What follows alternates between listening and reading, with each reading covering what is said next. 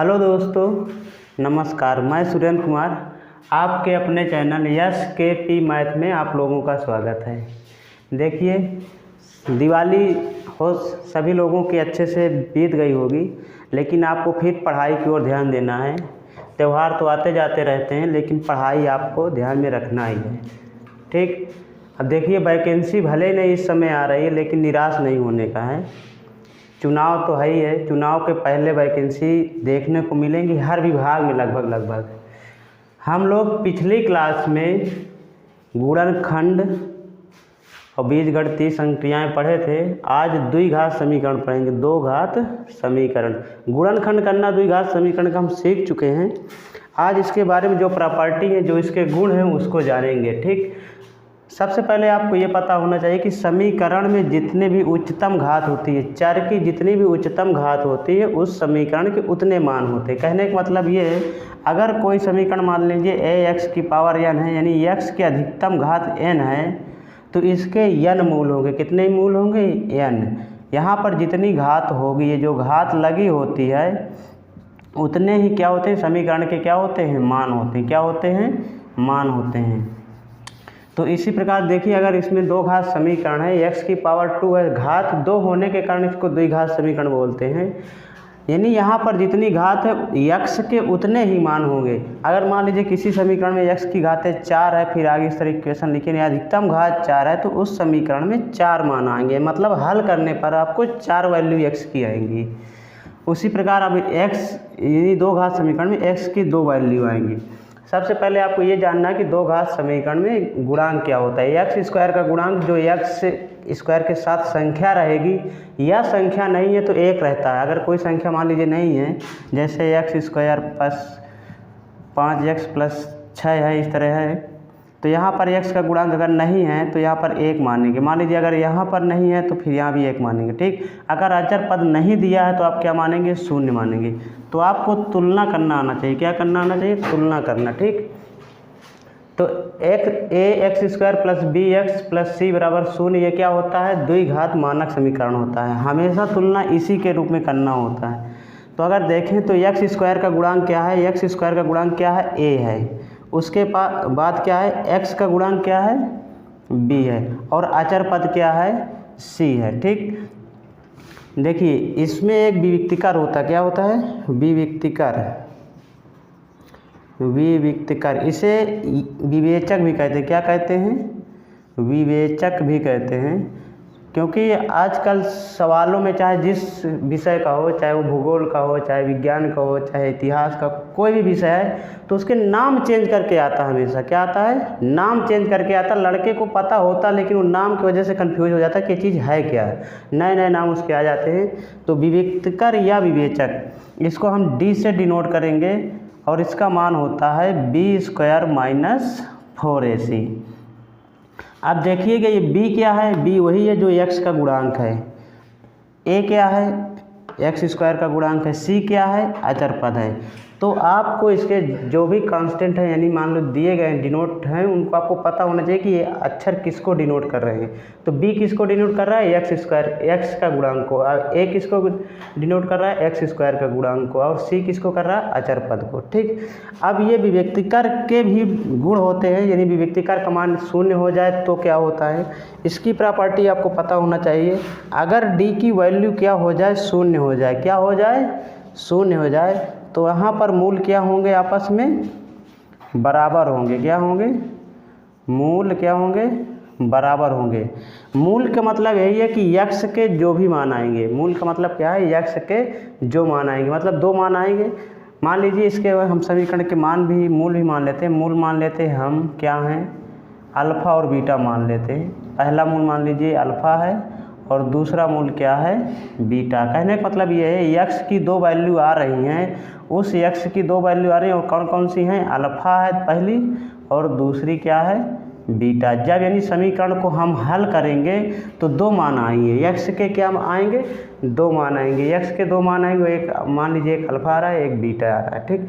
तो यही है, मतलब जब मूल हल करेंगे तो दोनों मूल क्या होंगे? बराबर होंगे। मतलब यह है कि अल्फ़ा और बीटा सेम हो गया। अगर 2 इसका है तो 2 मान इसका भी होगा। कहने का मतलब यह है। उसके बाद सेकंड नंबर है, सेकंड पार्ट है। देखिए 3 केस हो सकते हैं। पहला, ये अगर d का मान 0 के बराबर है तो मूल बराबर होंगे। अगर d का मान 0 से बड़ा है, d का मतलब क्या है, विविक्तिकर का मान अगर 0 से बड़ा है तो क्या होगा, मूल असमान होंगे और वास्तविक होंगे। अगर d की वैल्यू अर्थात विविक्तिकर की वैल्यू d से छोटी है, वह 0 से छोटी है, तो क्या होगी, काल्पनिक होंगे। क्या होंगे, काल्पनिक होंगे। और क्या होंगे, असमान होंगे, संयुग्मी होंगे। संयुग्मी का मतलब क्या होता है, संयुग्मी मतलब मान लीजिए a प्लस आई बी के रूप में होंगे। क्या होंगे, a प्लस आई बी के रूप में। तो एक ये होगा तो दूसरा मूल क्या हो जाएगा, a माइनस आई बी। ये दोनों क्या होते हैं, एक संयुग्मी होते हैं। देखिए i क्या है, i यहाँ पर एक काल्पनिक संख्या है। क्या है, काल्पनिक संख्या है। क्या है, काल्पनिक संख्या। ये उच्च लेवल में मतलब इंटर लेवल में पढ़ा जाता है, लेकिन आपको थोड़ी जानकारी है। काल्पनिक संख्या है, ठीक। i का मान क्या होता है, अंडर रूट -1। i का मान क्या होता है, अंडर रूट -1। ये i की वैल्यू होती है, ठीक। देखिए मानक समीकरण क्या होता है, ax² + bx + c = 0। अगर इस समीकरण के या इस टाइप का कोई समीकरण दिया गया है, घात 2 के रूप में है, तो उसका अधिकतम या न्यूनतम मान निकालना हो तो क्या करेंगे, 4ac - b² 4। ये क्या होता है, अधिकतम और न्यूनतम मान। और अगर इस समीकरण के हम मूल निकालना चाहें या मान निकालना चाहें या हल करना चाहें, किससे, सूत्र विधि से, क्या करते हैं, सूत्र विधि से हल। सूत्र विधि से हल मतलब हल करना है, इसको क्या कहते हैं, धाराचार विधि कहते हैं। क्या कहते हैं, श्री धाराचार विधि, ठीक, धाराचार विधि। तो यहाँ क्या होता है, x बराबर, इसके 2 मान आते हैं, आपको पता होना चाहिए, -b ± under root b² -4ac / 2a। ये क्या होता है, श्री धाराचार सूत्र होता है। यहाँ पर x की 2 वैल्यू कैसे, एक बार प्लस यूज करेंगे, एक बार माइनस यूज करेंगे, तो 2 मान आ जाएंगे, ठीक। देखिए अधिकतम और न्यूनतम मान के लिए आप क्या करेंगे, 4ac - b² 4a करेंगे। और अगर आपको हल करना है, 2 मान आएंगे, किस प्रकार के मान होंगे, तो धाराचार विधि से आप निकाल सकते हैं, x बराबर -b ± under root b² -4ac / 2a। अगर आपका सवाल है 2 घात के रूप में, उसका हल नहीं हो रहा, मतलब समीकरण नहीं, गुणनखंड नहीं हो रहा, तो आपको सूत्र विधि से ही हल करना चाहिए। और सरल भी होता है गुणनखंड। अगर जिसको नहीं आता तो डायरेक्टली आप इसमें से मान रख करके हल कर सकते हैं। देखिए अब जो भी हमने अभी तक सूत्र पढ़े हैं या विवेचना की, अब उससे संबंधित सवाल करेंगे, ठीक।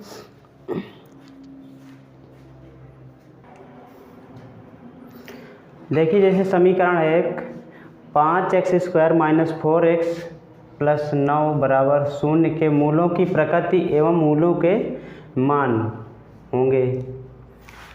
अच्छा ये बताओ, प्रकृति ज्ञात करने के लिए आपको क्या चाहिए, सबसे पहले क्या चाहिए, विविक्तिकार चाहिए। क्या चाहिए, विविक्तिकार। अगर हम इसकी मानक समीकरण से तुलना कर दें, क्या कर दें, मानक समीकरण से तुलना करने पर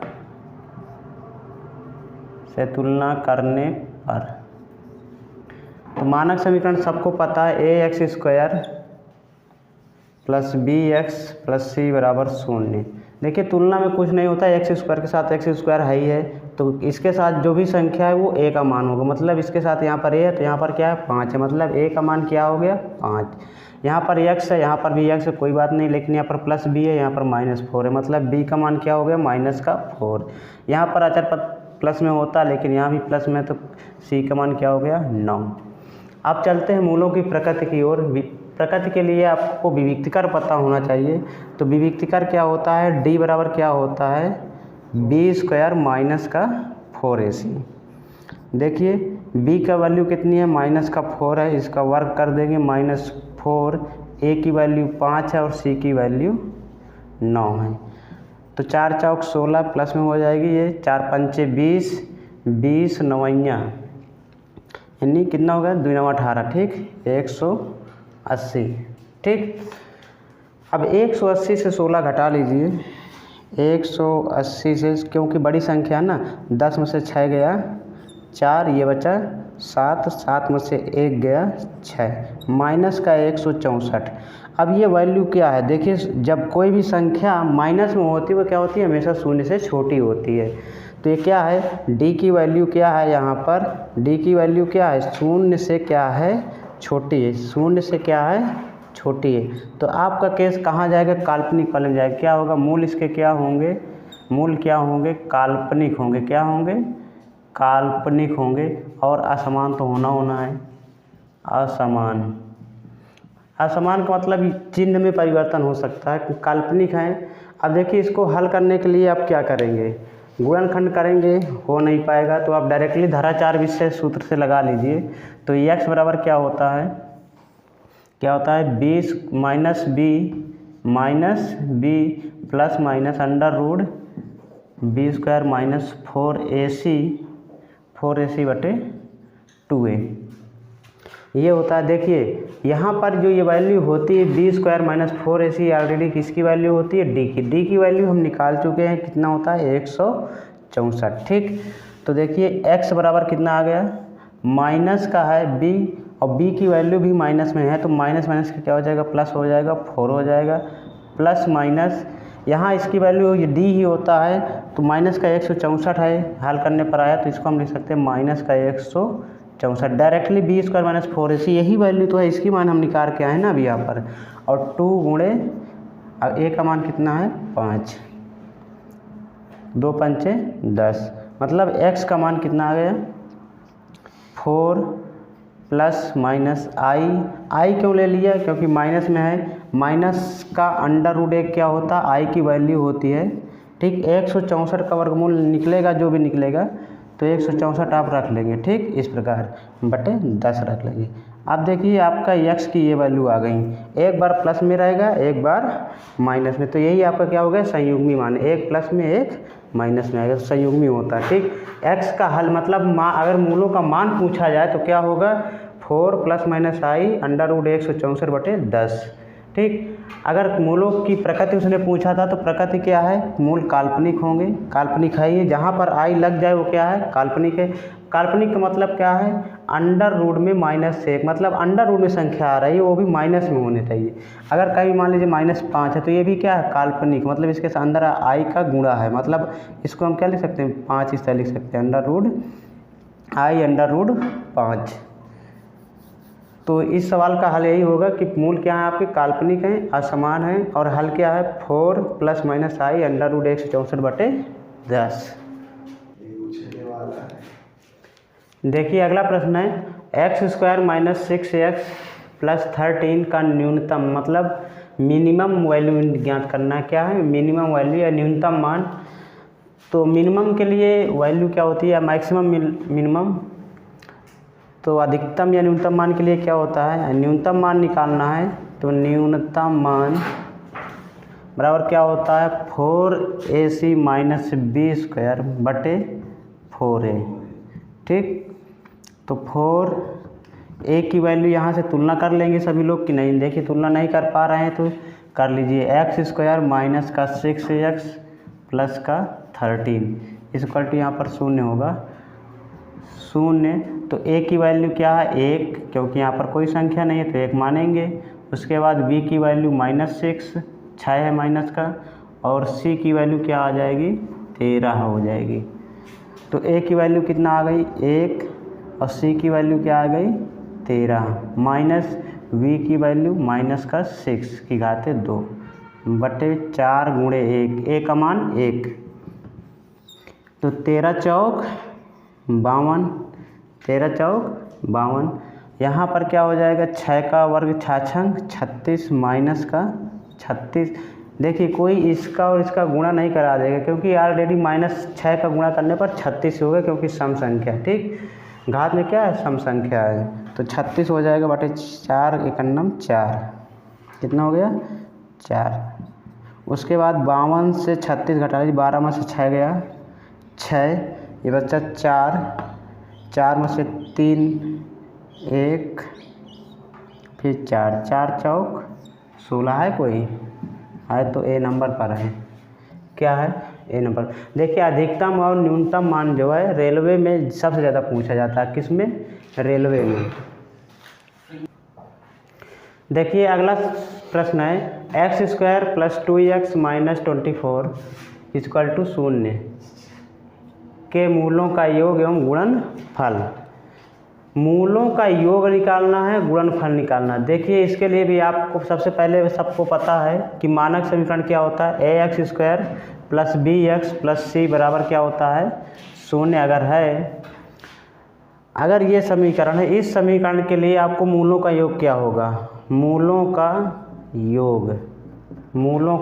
योग यानी अल्फ़ा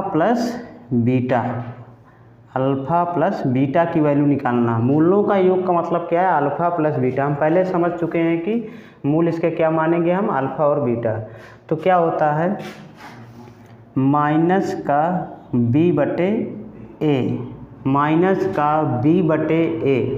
तो देखिए ये माइनस b है क्या, तो मतलब -x² का गुणांक बटे क्या है, -x का गुणांक बटे x²। देखिए नीचे x² का गुणांक रहता है, x² का गुणांक, ठीक। मतलब -b क्या है, x का गुणांक है, और x² का गुणांक क्या है, a है, ठीक। माइनस रहता है। अगर आपको गुणनफल निकालना है, क्या निकालना है, मूलों का गुणनफल मतलब अल्फ़ा × बीटा। ये क्या होता है, अचर पद बटे x बटे a यानी c/a, मतलब अचर पद बटे x² का गुणांक। अब देखिए अगर आपको समीकरण दिया है तो मूलों का योग या प्रॉपर्टी निकालना है, प्लस का है योग निकालना, अंतर भी निकाल सकते हैं जब आपको अल्फ़ा और बीटा की मान पता हो जाए तब, ठीक। उसके बाद अगर हमको समीकरण बनाना है, यहीं पर सीख लेते हैं समीकरण क्या होता है, समीकरण। अगर आपको मान लीजिए अल्फ़ा और बीटा दे दिया गया है, समीकरण यदि मूल क्या है, अल्फ़ा बीटा हैं, तो क्या होता है x² माइनस का alpha plus beta x plus alpha × beta, ये आपका समीकरण होता है, ठीक। देखिए अगर आपको मूल दिए गए हैं अल्फ़ा और बीटा तो समीकरण क्या होता है, x² माइनस का alpha plus beta x plus alpha × beta बराबर 0। अगर आपका समीकरण दिया गया है तो मूलों का योग, मूलों का गुणनफल क्या होगा। तो आपसे पूछा क्या गया है, यहाँ पर केवल मूलों का योग और गुणनफल पूछा गया है। तो हम यहाँ पर अगर आप तुलना कर लें मानक समीकरण से, तो देखिए यहाँ पर a के स्थान पर क्या है, 1 है, और b के स्थान पर क्या है, 2 है, और c के स्थान पर क्या है, -24 है। तो अल्फ़ा प्लस बीटा निकालना था हमें, तो अल्फ़ा प्लस बीटा क्या हो जाएगा, -b/a, जबकि b की वैल्यू क्या है यहाँ पर 2 है, तो -2 हो जाएगा, और a की वैल्यू क्या है, 1 है, क्या है, 1 है। तो मतलब अल्फ़ा प्लस बीटा का मान -2। अगर अल्फ़ा × बीटा मतलब गुणनफल निकालना है तो क्या होता है, अचर पद मतलब c बटे x² का गुणांक मतलब a। तो c की वैल्यू कितनी है, -24 है, कितना है, -24, और इसका a² यानी x² का मान क्या है, 1, गुणांक जो x² का है मतलब a की वैल्यू कितना है, 1, तो -24। अगर यहीं पर आपको मूल दे दे, जैसे अगला सवाल हम बताएंगे, अगर मूल दिया है तो समीकरण बनाना, तो आपको ये सूत्र याद करना होगा। क्या याद करना होगा, सूत्र। देखिए अगला सवाल है, वह द्विघात समीकरण जिसके मूलों का योग 7 तथा उनका गुणनफल कितना है, 12 है। तो सभी लोगों को अभी सूत्र बताया गया था कि अगर मूल दे रखा है या मूलों का योग और गुणनफल दे रखा है तो समीकरण क्या होता है। तो समीकरण क्या होता है, x² माइनस मूलों का योग, अल्फ़ा प्लस बीटा लिखा था वहाँ पर, मूलों का योग इंटू x गुणा में रहेगा, और प्लस में क्या है, मूलों का गुणनफल क्या होता है, मूलों का गुणनफल, ये सूत्र होता है आपको। मतलब यहाँ पर ये योग का क्या मतलब है, अल्फ़ा प्लस बीटा की वैल्यू, और यहाँ पर गुणनफल मतलब अल्फ़ा इंटू बीटा, ये होता है।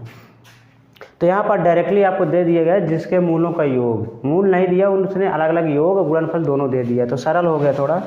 तो एक्स स्क्वायर माइनस मूलों का योग कितना दिया है 7 गुणा में एक्स मतलब 7x प्लस मूलों का गुणनफल कितना है 12 है इक्वल टू 0। तो आपका कौन सा विकल्प सही होगा, सी नंबर। कौन सा सही हो रहा है, सी नंबर। देखिए इस प्रकार के सवाल देगा SSC GD वगैरह में या MTS में देता ही है, तो आपको एकदम सूत्र आपको पता होना चाहिए। क्या पता होना चाहिए, सूत्र। तो आपका ऑप्शन कौन सा सही हो रहा है, सी। देखिए अगला प्रश्न है, यम के किस मान के लिए समीकरण x square plus mx plus 9 बराबर 0 के मूल समान हैं। क्या है, मूल समान है। मतलब यम का वैल्यू निकालना है और इस समीकरण में रख दिया जाए तो मूल समान आ जाए। क्या आ जाए, मूल समान आ जाए। तो इसलिए कि जब भी प्रॉपर्टी की बात करें, मतलब मूल समान हैं, वास्तविक हैं, काल्पनिक हैं, इस तरह की बात करें तो आपको सबसे पहले कहाँ जाना है, विवेचक के रूप में, कहाँ, विविक्तिकर निकालना है। तो विविक्तिकर की वैल्यू क्या होना चाहिए, 0 होना चाहिए। क्या होता है, जब मूल समान है। क्या है, मूल समान है। जब मूल समान होते हैं तो विविक्तिकर का क्या मान होना चाहिए, 0 होना चाहिए। विविक्तिकर का मान क्या होना चाहिए, 0 होना चाहिए। विविक्तिकर का मान क्या होना चाहिए, 0 होना चाहिए। तो डी की वैल्यू क्या होती है, बी स्क्वायर माइनस का 4ac बराबर क्या रखना है, 0। ठीक। अब देखिए आपका समीकरण क्या है, x square plus mx plus 9 equal to 0। तो यहाँ पर अगर तुलना करें तो a के मान क्या आएगा, 1, क्योंकि यहाँ पर कोई संख्या नहीं है तो 1 छिपा रहता है, 1 हो जाएगा। b का मान क्या हो गया, m, और c का मान क्या हो गया, 9। अब ये वैल्यू यहाँ पर रख दीजिए, आपको m का मान आ जाएगा। तो b के स्थान पर क्या रखेंगे, m, मतलब m की घात 2 माइनस 4, 1 की वैल्यू 1 और c की वैल्यू 9, कितना आ गया, 0। तो m स्क्वायर माइनस का 4 9 36 बराबर 0। तो m स्क्वायर बराबर कितना आ गया, इधर पक्षांतर होगा तो क्या हो जाएगा, 36। तो m का मान क्या आ जाएगा, अंडर रूट 36 का वर्गमूल प्लस माइनस 6। क्योंकि हमेशा पता है आपको घात 2 लग गई है तो m की वैल्यू कितनी आएंगी, मतलब 2 घात समीकरण बना, 2 घात समीकरण के कितने आएंगे, 2 मान। घात 2 लगी तो 2 मान आएंगे, 1 प्लस में 1 6 में, प्लस में 1 माइनस में। तो कौन सा ऑप्शन सही हो रहा है, डी वाला, प्लस माइनस 6। चलिए तो आज की क्लास बस यहीं तक। आप लोग अगर हमारे चैनल में नए हैं तो कम से कम सब्सक्राइब कर लिया करो, अपने दोस्तों में शेयर भी कर लिया करो। आप लोग देखते भी नहीं, समझते भी नहीं, पढ़ते भी नहीं, क्या करोगे भाई, बैठे रहते हो, मतलब हमेशा इधर उधर काम में रहते हो। आपको चैनल को क्या करना है, सब्सक्राइब करना है, अपने दोस्तों में शेयर करना है और पढ़ना भी है। ठीक।